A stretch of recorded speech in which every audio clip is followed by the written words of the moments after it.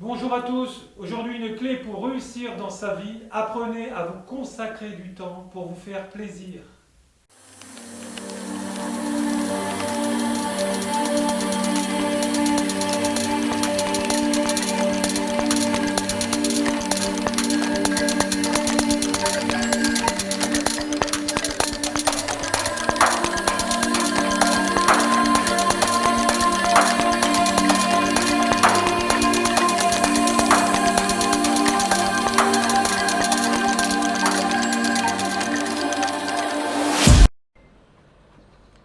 Bonjour à tous, aujourd'hui pour cette nouvelle leçon, leçon 10, donc chaman blanc, noir, rouge, vert et gris.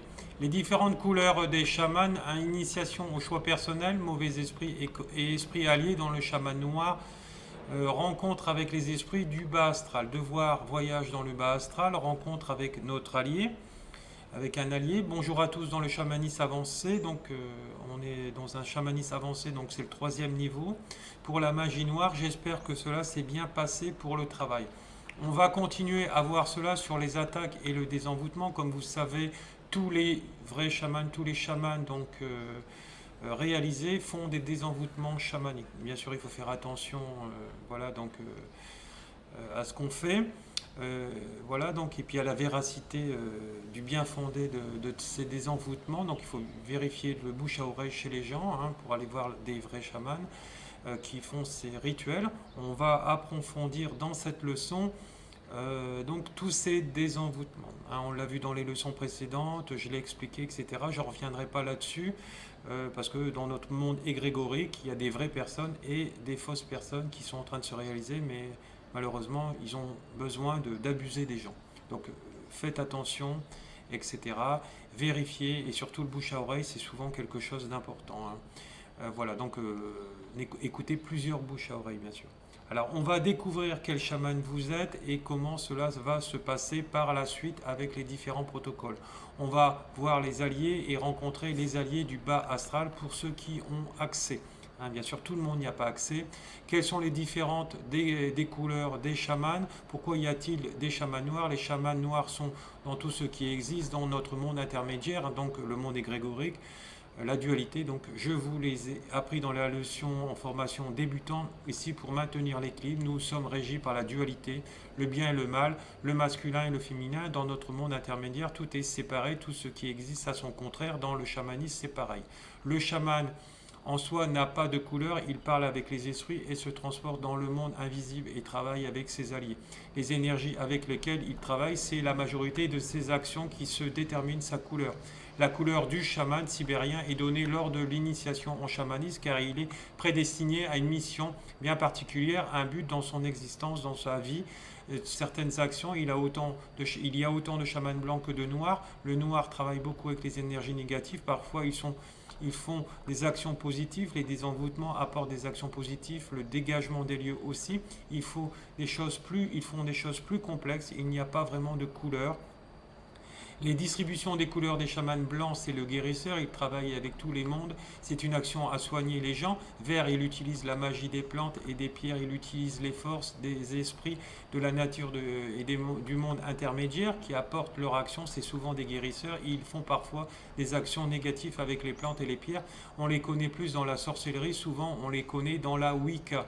Ils utilisent la force de la nature, ils ne sont pas tous négatifs, mais parfois ils font des envoûtements.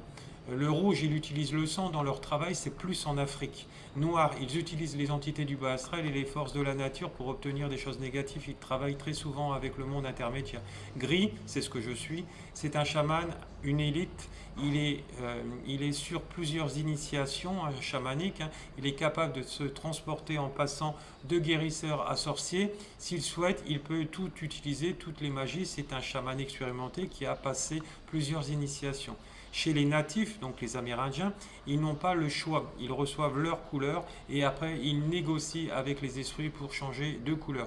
À l'heure actuelle, c'est à nous de décider de notre couleur. Nous allons le voir. Si vous n'avez pas accès au monde du milieu dans le bas astral, ce n'est pas grave. Si vous avez accès ou pas, essayez plus tard. Il se peut que le bas astral s'ouvre. Donc aujourd'hui, notre but est de vous apprendre à savoir comment le défaire. Le chaman noir travaille avec des petites entités qui sont facilement retirables. Ils peuvent faire des dégâts importants, mais ils ne sont pas si dangereux que les démons. Ils utilisent aussi les morts nécromancie ou création d'entités. Ça, on l'a vu dans la leçon précédente. La création d'entités, on la développe dans le chapitre précédent. Il faut la contacter personnellement. C'est quelque chose de plus en plus que les entités du bas astral, hein. Voilà. C'est plus dur que les entités du bas astral, car dans la création d'entités, après, il faut savoir contrôler, vous en êtes responsable par rapport aux personnes, car si vous la créez pour des envoûtements, ce sera vraiment quelque chose de redoutable. Aujourd'hui, on va voir si on a accès au bas astral. Si vous ne voulez pas faire cet exercice, je vous conseille de la faire pour savoir si vous y avez accès ou pas. Après, libre de travailler ou pas. Voir si vous avez un allié dans le bas astral pour le désenvoûtement. Il faut que vos animaux de protection rentrent dans le bas astral, hein. Il faut y aller avec vos animaux de protection dans le bas astral, dans le monde intermédiaire. C'est un voyage désagréable. Il vous épuise car il n'y a pas d'énergie humaine. Nous allons faire le désenvoûtement avec les esprits du bas astral. Tout le monde n'y aura pas accès, mais essayez, c'est un travail très fatigant, encore plus que l'accompagnement au royaume des morts. Donc voilà, si on n'a pas réussi, me le dire. Si on ne veut pas le faire, me le dire aussi pour mes élèves, mais en tout cas, essayez de le faire. Pour ceux qui réussissent bien, vous aurez les descriptions pour la suite du travail.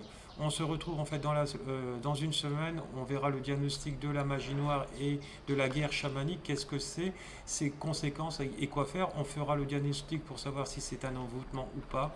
Je vous souhaite une bonne semaine, mais mes élèves dans la vidéo suivante auront le protocole en détail, pas à pas, pour faire ce voyage. Merci à tous, au revoir.